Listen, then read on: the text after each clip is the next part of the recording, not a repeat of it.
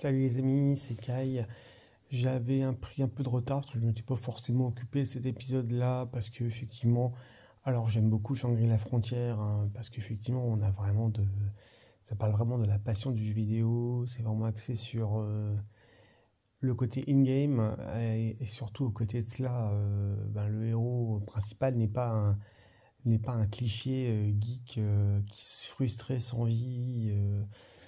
Qui est beaucoup trop cliché dans la plupart des mangas de ce type-là et des isekai. On est toujours sur un anime de belle facture, avec un petit peu d'enjeu, un petit peu d'épique. Mais là, on voit bien qu'entre ces deux derniers épisodes, je pense que la prochaine sera sûrement le dernier de ce cours-là. On voit qu'on est un petit peu dans une phase vraiment de transition. Du coup, qui dit phase de transition dit phase un peu calme. Bon, c'est pas forcément plus mal, même si effectivement on devient vraiment le côté Shangri-La Frontière qui sortait un petit peu des sentiers battus et des lots.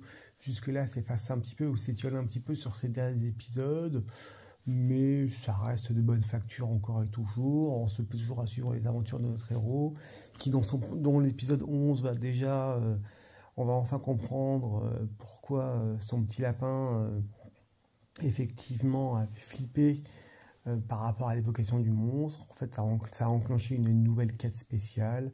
Et du coup, son père lapin va pouvoir libérer son talent de forgeron et faire des super armes pour notre héros, en lui demandant un certain nombre de matériaux, bien sûr, qu'il a tout de suite, qu'il a déjà chopé. Donc, ça reste intéressant. On découvre un peu son talent. Il y a le côté un peu sympathique, limite un peu One Piece. On a la petite chanson du forgeron pendant qu'il travaille. Bon, seul impact, c'est que ces armes sont surpuissantes et super designées, mais il ne peut pas s'en servir avant d'atteindre un certain niveau. On voit un petit peu toujours ces petits conseils entre guillemets de guerre pour affronter le monstre unique qui va avoir lieu dans quelques semaines avec ses deux potes.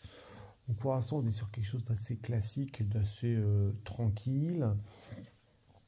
Cet arc un petit peu forgeron, donc un peu d'entraînement, se poursuit, où du coup ils vont décider d'aller un petit peu farmer, histoire de prendre des niveaux, à la fois pour servir de son arme, mais aussi parce que on apprend que le monstre unique baisse les niveaux des attaquants et les bloque à un certain level.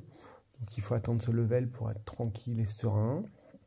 Donc du coup ils vont tous aller un petit peu faire de farmer, et du coup après, on a notre héros avec un de ses potes où on découvre son côté un petit peu qui était un joueur professionnel qui est plutôt dans la baston.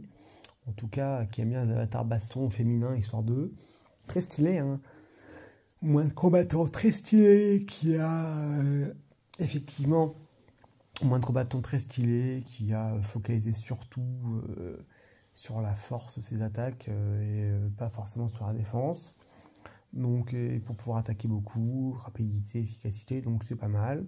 C'est bien rendu quand ils affrontent notamment un endroit, ils vont d'une zone spécifique, un peu spéciale, pour faire une quête spéciale, un peu bien comme une quête, comme on peut imaginer les quêtes de l'arme rubis ou l'arme émeraude pour Final Fantasy VII, hein, ça parlera à certains. On va sur une quête d'animaux un peu mythiques, mais même si on n'est pas encore là, ils vont dans une zone un petit peu inconnue.